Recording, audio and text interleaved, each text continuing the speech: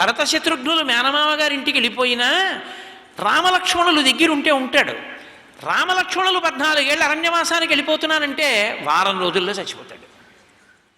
కారణం దశరథుడి బలహీనత కాదు, రాముడి బలం.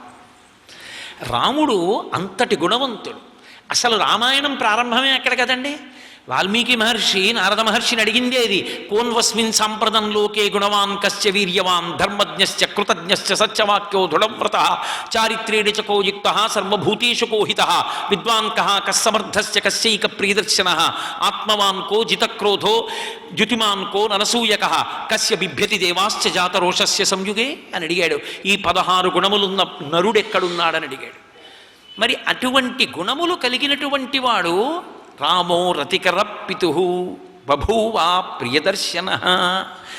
అందుకని పొంగిపోతుండేవాడు ఆ గుణాలు చూసి. అబ్బా ఏం కొడుకు ఏం కొడుకు ఏం కొడుకు అని సంతోషం. విశ్వామిత్రుడు వచ్చాడు.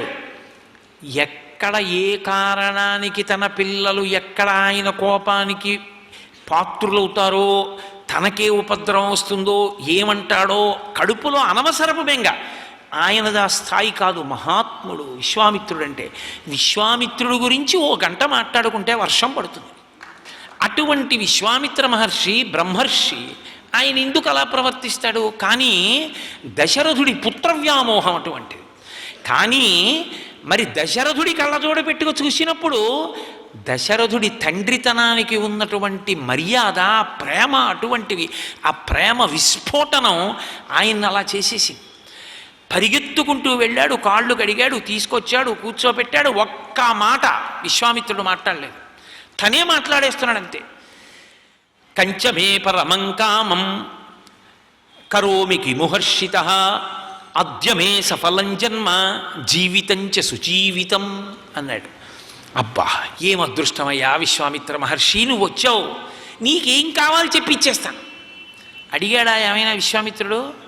నాకు ఇది కావాలని ఆయన అడగలేదు. వచ్చినవాడి కాళ్ళు కడిగి నెత్తి మీద చల్లుకుని కూర్చుంటే ఏమో ఏమయ్యేదో అంటే ముందు ఆయన్ని సంతోష పెట్టేద్దాం అనుకున్నాడు. అనుకుని అద్యమే సఫలం జన్మ జీవితంచ సుజీవితం అన్నాడు. నా జన్మ ఇవాళకి సఫలమైంది అన్నాడు. నా జీవితం ఇప్పుడు సుజీవితమైంది అన్నాడు. ఏం కావాలి చెప్పి ఇచ్చేస్తా అన్నాడు. అన్నీ విని ఆఖరణ ఆయన అన్నాడు, ఏం లేదయ్యా, పిడుగు దశరథ మహారాజు గారికి. జీవితం అంటే ఒక కళ ఉంటుందా? ఉడుదుడుకులు ఉంటాయి. కొడుకు పుట్టలేదు ఒక బెంగ. కొడుకు పుట్టాడో సంతోషం. పుట్టిన కొడుక్కి అకస్మాత్తుగా కాలు విరిగింది, వాడికి బ్యాండేజ్ చేశారు. ఇంకక్కడి నుంచి బెంగ దేవతలందరి దగ్గర తిరుగుతూ ఉండడం. ఒక్కలా ఉండిపోతే ఇంకేం మనుష్య జీవితం? రకరకాలుగా ఉంటుంది. ఆయన అన్నాడు, ఏం లేదు, సిద్ధాశ్రమంలో యాగం చేస్తున్న మారీచ సుబాహులని భయంకరమైన రాక్షసులు, ఏం చిన్న రాక్షసులు గారు. ఆయనేం అబద్ధాలు చెప్పడు. ఆ వాళ్ళ వెనక కొన్ని వేల మంది రాక్షసులు ఉంటారు. వాళ్ళని తెగటార్చగలిగిన వాడు నీ కొడుకు రాముడే, నాతో పంపన్నాడు. అంతే, విరుచుకు పడిపోయాడు వెనక్కి. సర్వం శ్రీ ఉమామహేశ్వర పరబ్రహ్మార్పణమస్తు. స్వస్తి.